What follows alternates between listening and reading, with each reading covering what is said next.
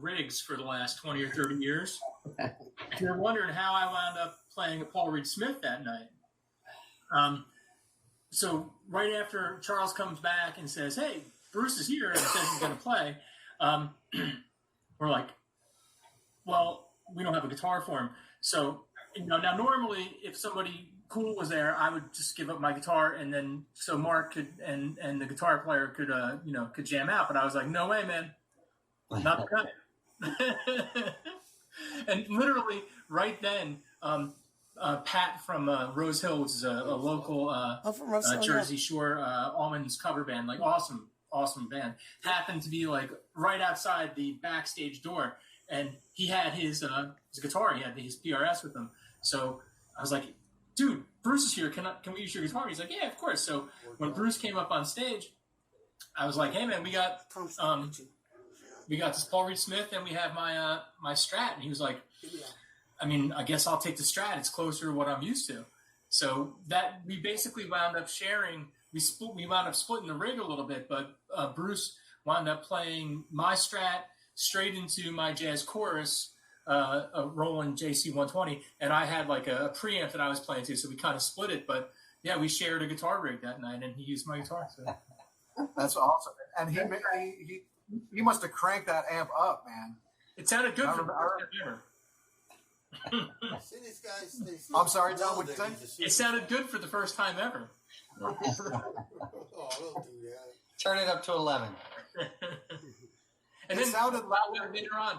A couple months later, we were in D.C. at the Bayou, and there's another Roger Jones story, and we were playing with Aquarium Rescue Unit, and Roger gets Jimmy Herring, is like hitting Jimmy Herring up to sit in with us, and he's like, yeah, man, I don't have my rig. This is per Roger anyway. Like, yeah, I don't have my rig. I'd love to, but... And Roger goes, well, it was good enough for Bruce Springsteen. So Jimmy played with us that night too. So yeah, that's right. And I have to mention and thank you guys, for just being who you are, because of those experiences that we had together at Solar Circus, it really did shape, what was to come for me as far as future gigs and collaborators. Because like I met O'Teal and Jimmy and Kofi and a lot of people through Solar Circus, and like those shows with Jimmy sitting in and Kofi sitting in and getting to play those festivals eventually led to me playing with O'Teal, and that's how I got the gig with Susan and on. So it's like it's amazing to think back on those times. And you guys also got me to start playing violin again. So I had quit playing violin. Yeah, man. Wow. I have to tell a story, Jason. That's good. Go for it. We're in your room in Glen Cove. Tom Donovan and I. We're staying over there. It's like 2 or 3 overnight before we got on the bus and went south from wherever the hell we were at the time. Glen Cove, and we got up in the morning and we're hanging out in your room, and Tom and I looked down at the bottom of your closet, and there is a violin case sitting at the bottom of your closet. And it was under some clothes that may have been dirty or not, I'm not sure. But we pulled those clothes off of that violin case and pulled that violin case out, and we put it on the bed. And we opened that violin case up, and you looked at that, and we smiled, and we pointed to it and went, like, what's this? And your comment to me was, I don't do that anymore. And we went, oh, really? And we shut that violin case. We locked it. We put it on the tour bus. We took it down to Alabama with us. And I think that was one of your first gigs performing. Yeah. I'm thinking about this. So, like, you were a kid, if I'm not. I remember we had the farmhouse, and like you just didn't want anything to do with the violin. And it's funny, right? Because I think you had said to us, like, well, violin was my original instrument. Right? And then, like, at this point, we're starting to realize, well, you can pretty much play anything. If you'd be in a room, there'd be some weird instrument, you could play it. We're like, oh. So, like, you had the violin at the farmhouse, and, like, you would never play it. So I remember picking it up and, like, I can't play violin, and I would just, like, plunk at it to, like, make annoying sounds, so you take it and hold it, Not a toy. And then So one night, and I'm pretty sure it was a frat party in Auburn. Yes. And I think it was the night that George Foreman won the heavyweight championship. So somebody could probably look that up and see when it was. But like we had like the crew, like Kevin and Sean Baker, bring out the violin, and then in between songs, I don't think you even knew. In between songs, I get on the mic. I was like, Jason's going to play some fiddle for y'all. and you know, like, I mean, I'm sure you were really happy about that. I remember like shooting me looks of death over that one, Jason. and I'm sure it was a disaster because you're trying to play your violin like on a microphone in front of a rock band with like no pickup or anything. But people went crazy. It worked, man. It worked, you know. And then I think it was a thing. Like after that. They're like, yeah, fiddle. They loved it. They thought it was the best thing since bread. When you're Churchill is the best fiddle player ever. Sometimes Plays with a you gotta have a fiddle in one the of my band. best friends. Sometimes just a visual is enough. And correct me if I'm wrong, Jason. Was that the beginning of your violin experience back playing professionally again? Well, yeah, I played classical violin.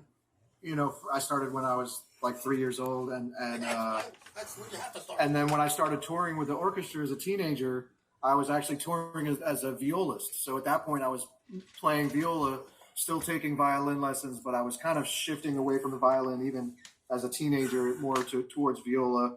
And then I didn't see the connection between the violin or the viola and playing in jam bands or rock bands. I just didn't have that in my head yet. And so I just thought I should focus on the keyboards, but you know, seeing the response, even, you know, like I'm sure, Tom, I did shoot you some looks, and I'm sure nobody could even hear what I was playing, but there was a reaction, and eventually I got to pick up, and you know, like it was a positive thing for me, and those experiences kind of kept happening where I still didn't feel 100% comfortable. I mean, I guess like, you know, four years later, I remember playing a violin solo with Susan Tedeschi at this amphitheater in San Diego, and it was my first gig with her, and we were on opening for B.B. King, so it was big, you know, shed amphitheaters, and I took a violin solo, and you know, thousands of people like stood up, like all these old, you know, like blues fans, and like Susan just looked at me like, well, they love that, you know, Hey, Marshall. like covering, you know, her keyboard player for a week. I ended up staying in the band for 4 years, but I was just kind of a sub. But then because I think of the violin, We're watching Jason Crosby's podcast. With Solar Circus on May 24th, 2020, right after the pandemic started. You know, to this day, it's They really have a lot of good memories. I've seen Jason a lot lately. Has helped me big time, like including like the Jackson Brown thing. Like when I met Jackson, he knew that I was Jenny Lewis's new keyboard player. We met backstage, and he's like, yeah, I know who you are. You're playing keys with Jenny Lewis. And my friend Griffin, the drummer from Dawes, you know, taps him on the shoulder. He's like, yeah, he also played violin with Mahavishnu Orchestra, John McLaughlin. Jackson was like, he's like, you're kidding me, right? Right, that's what I said. John McLaughlin was like, I've got my favorite guitar player, but some people think he's the best. He's so fast. Well, I'm bringing the trumpet back. I just went on Amazon a few nights ago, and I bought a new trumpet and a French horn. And I'm going to really focus on my brass playing this summer. Trumpet and French horn. Well done, man. Yeah. Hear that? The keyboards. Give me, Jason, it went from that moment to the, you know, all through playing with Susan Tedeschi and all these other great artists. So look at And then John McLaughlin. This is The science. I think the story told me that his people contacted you and said, you could have this gig, and you went, okay, send me the, tell that story, please, if you don't mind. Send me the material, and they sent you all of it, and you rolled the package. What happened was, you know, Jimmy Herring and John McLaughlin have the same manager, Shovik Dutta, who's an amazing guy and impresario of the jazz world, Abstract Logics, It's like the Brady Bunch bit. Look. he was, Jimmy and John were already connected, and they were planning this tour. And Jimmy was, called me and said, "Hey, I'm putting together this band for a year called the Invisible Wit, and it's going to culminate in this tour with John Ocean County ever had. So 25 shows without him, and then 25 shows with him." And I was like, see them all. Hell yeah. There might be other bands that what he do said better, was, he's like, because I was like, isn't Mom Mystery music like crazy violin shit? Like, I don't know, like if I'm qualified. And he was just like, don't worry. He's like, don't worry. Like, he doesn't want a violinist. And I was like, okay, great. He's like, yeah, you just play keyboards. And there's 3 keyboard players, so like, you might not play every song, so don't even worry about it. And so I didn't. And then I got a call from the manager guy from Shovik, and he's like, John heard that you're pretty good at violin, and he wants to check you out. Can you send some YouTube clips? So I sent the most impressive YouTube clips I could find. And I figured once he saw that he'd say, no thanks. And he saw it and still wasn't convinced, but was like, yeah, I want to give you a shot. And they sent me the scores. And it's just like a book. My arm hurts. I have actually right here. I think anyone can get it. But it's the complete score. So you got the guitar, the vocals, the electric piano, bass, all the drum parts. Better Charles, I'm sure read music. Next time I come over to your house, we can look through it.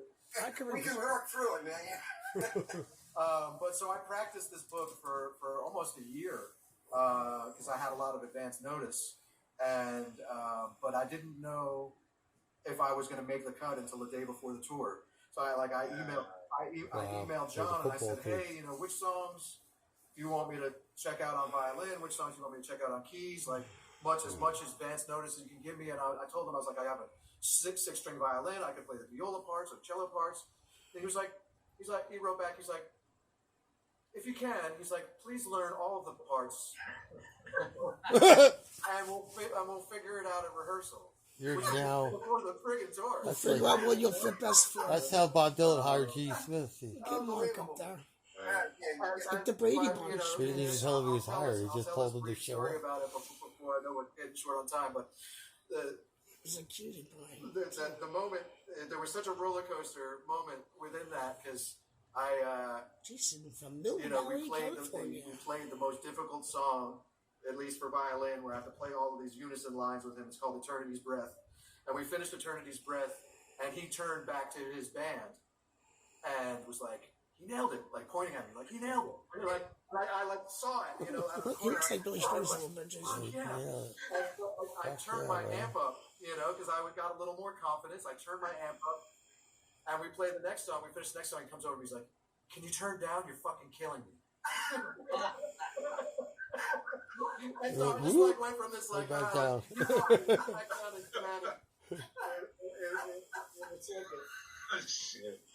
And then after he was, I think he was half busting on me. Like I think he was aware of everything. He knew I turned up, and I didn't need to. Like I was fine where I was the song before. Yeah, don't touch the levels, man. Correct me if I'm wrong. Don't poke the bear. You told me I should plan on tour following through. with Phil Esch. Yeah. You were practicing, and I tell my students this to give them incentive. Okay. I said I got a friend who was on tour. Okay, and practicing 4 and 5 hours a day while in the hotel room to get ready for a performance with John musicians do. That's how they while get he's good. on tour Play with all the time. Phil Esch and friends. That's a true story, I correct? read that. True, except for maybe not 4 or 5 hours. But it was definitely Yeah, daily Bellis says practice. shit. I remember, staying at Kevin Fritzinger's place in North Carolina with him and Lynn and practicing in their living room while they were at work during the day. And I think I was on tour with Jackie Green at the time. I was on tour with a couple of different people throughout that year. And I remember Jackie saying to me once when I was practicing, he's like, "What the hell is that?" He's like, it just doesn't make any sense to me. I was like, it's really challenging and it's very strange music, but it was super rewarding and one of the most intense, amazing experiences I ever had. I was very nervous the first week of that tour. I think probably more nervous, probably as nervous as Kevin was standing next to Bruce Springsteen, shoulder to shoulder. Direct, analogy taken. But before I say goodbye to you guys, let's just talk about, like, you know, obviously we're not going to be able to do, we've been doing, for those that don't know, we've been doing reunion shows for how long now? I mean, it feels like it's been an annual thing for quite some time. Yeah, right? and A couple of years, And I guess 2020 is probably not in the. Well, we went in the bag, 2022. It's the same. But I really look forward to seeing juggling. you guys and playing with you live again. Thank you, Jason. And in the meantime, like these acapella videos, like I'd be down to do more of them. Anytime you guys want to try to collaborate. But this last song that we're going to play after we say goodbye is called "Better Things." Tom, do you want to talk a little bit about your song? I didn't see this the whole thing. Can you? Yeah, sure. Yeah. Hold on. So anyway, this song, Because I the first time we played with Solar, this song actually has, the way we do it, it has 2 chords. There's no bridge, it's just a G and an A minor 7, and it just goes on forever, right? But like, it used to have all these other parts, but we were in the middle of recording the Daybreak record, and we had a gig somewhere in North Jersey, and we just wanted to play something, I was like, I just don't want to play the same songs we've been recording every day in the studio, so I was like, hey, let's just do this thing, and we'll just forget about the other parts, and it was fun. And we kind of just kept it at that. So like with Freudian Slip, like the band that I wrote that song with, it's got all these other parts, and it was a different song title and some different lyrics and a different chorus and different bridge and all that stuff went by and we kind of made it this. But I mean, yeah, this was fun, man. Like we did this with Bruce, we played this with Jimmy Herring. We played this to all sorts of people throughout the course of the year. It's an easy one to sit in and be like, yeah, A minor 7, go. Excuse me. Yeah, that's great. And Mark, you've probably been the most active, I think, as far as like online recently. You're doing a regular streams these days. Yeah, Trying to stay sane, just kind of play, get the music out there, and keep myself focused on, staying musical. So I'm trying to stay a couple times a week. I just did a socially distant jam with a couple of people last Thursday, and that went really well. So I think we're going to try that again. And this is where can people find you? Like, is this through Juggling Sons or your personal page or? I usually you don't keep the stream page up. things through all my pages with Juggling Sons and my personal page. So you can always catch me there for sure. Right on. Right on. Well, I love you guys so much, and this has been really great for me to see you all and connect, and let's keep it going offline and continue the correspondence and collaboration. We see Jason more than these guys. Yes, sir, man. Thanks, Jay. Great to see you guys. Yeah, thank you, Jay. I go see the big boys. Sean Mayes' I family. always have. Shout out He Dan plays the Pepper, people I go see. and in particular Kevin Fritzinger. Without those people, we would have not been able to do the stuff that we did Shut up, as drummer. long as we did it. So many thanks to those people. Thank you. And Eric Bremer as well. I'm sorry. And Marshall Huggins, come on. Thank you, Eric. And Jason Mookie filled in for you for Moon Alice. He was good. Hope to see you again sometime soon. He knows Mookie's. Yeah, absolutely. All right, well, we're gonna roll this acapella Better Things, and we'll see you guys next time. Be well, be safe. Mookie Please, actually we love you guys. Mark, we'll see you tomorrow. is a Kevin, different. you better be Is a there. different keyboardist. He's a different type of guy. There you are, Jack.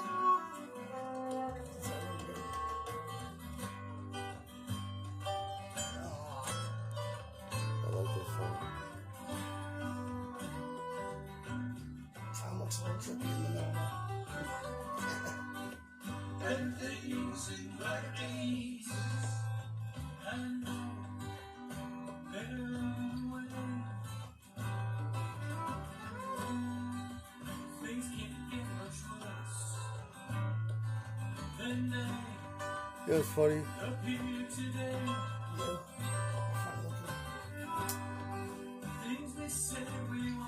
Mark told me about a month ago that he hates like when people get in his face and try to play lead guitar with him. He goes, he does it because of it, but he doesn't like it. I said, I could tell that. Yeah, you don't like dueling guitars. Some people do.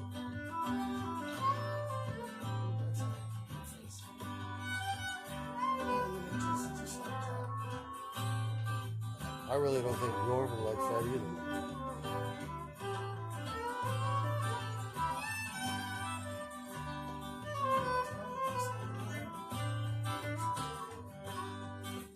Better days and brighter days. I see them through the haze. Nice song. Lockdowns and socialism have gone hidden away. Why are you doing this? You could always just watch this. Okay.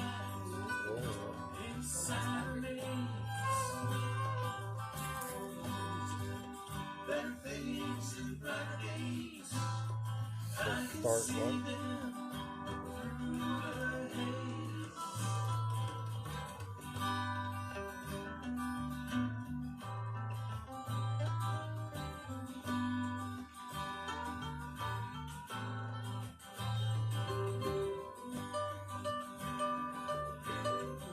You know, these guys are very good, very smart.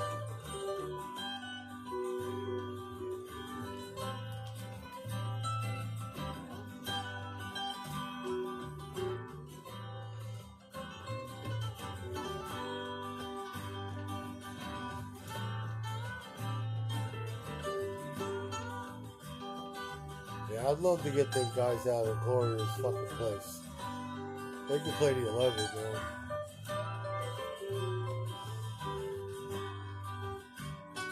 Really.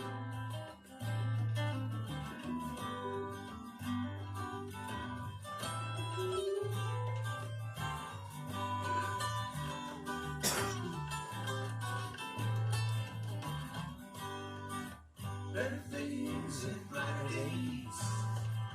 It looks like they're here at last. All the fallen angels, just like where they've been kissed.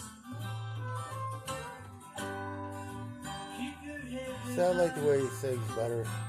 You know, I used to play better things and brighter days. Looks like they're here at last.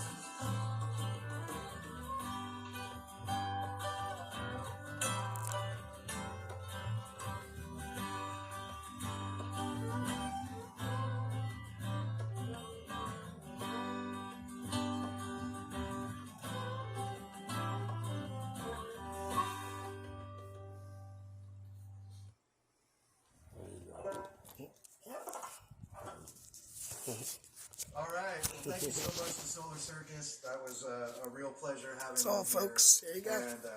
And just like the past few days and weeks, what's great about these shows for me is that it does take a little bit of preparation, and it involves the people that are the guests, and it's a way for us to get together online and test the StreamYard, do the acapella videos, and so in addition to spending the hour that we just spent together, and we spent 45 minutes before that chatting, bringing up old memories and all that, and it's I hope it's enjoyable for you. It's very meaningful to me to have all of these connections. This is the 8th show that I've done, and I'm going to keep going because Now I know he has no problem to have a lot of collaborators.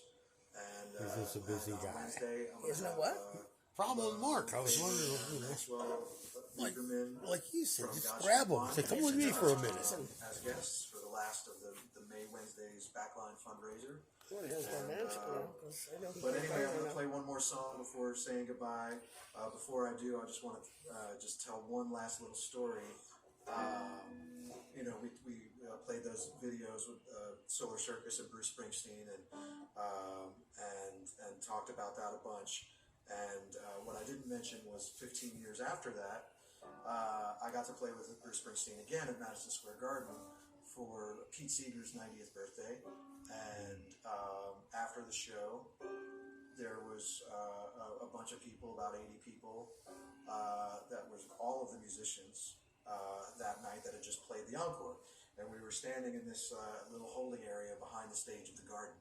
And that pretty much was my only chance to talk to Bruce Springsteen, because he always had entourage and bodyguards, and it was kind of hard to get to him, even though we were on stage together. No. But at this moment, behind the stage, I had a chance to make a beat and talk. He's going to say something I else. was like, Mr. Springsteen, I'm Jason, I'm Pete Seeger's piano player, and he shook my hand and was slightly interested in the conversation. And then when I said 1995 Metro Lounge, Long Branch, New Jersey, Solar Circus, he kind of squeezed my hand a little bit. That's I right. remember That was in fucking Long Branch. And I was thinking it was here when I moved here, but I lived in Long Branch before here. That's where it was. He called me over and he was like, I just saw Springsteen. He was so engaged. He's like, what did you say to Bruce Springsteen that he wanted to talk to you when all of these other rock stars are around?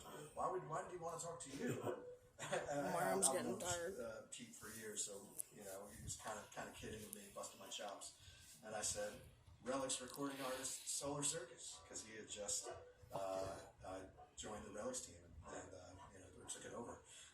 And that was actually how Pete and I reconnected, and I started playing the Brooklyn Bowl and the Cap shortly after that. So all of these things kind of seem like a circle, and I thought that might be a cool story to cap this Here's off with. Shapiro. And here's a song from Pete. And then there's Juggling Suns, so there's Solar Suns and Juggling Circus. Solar Circus is,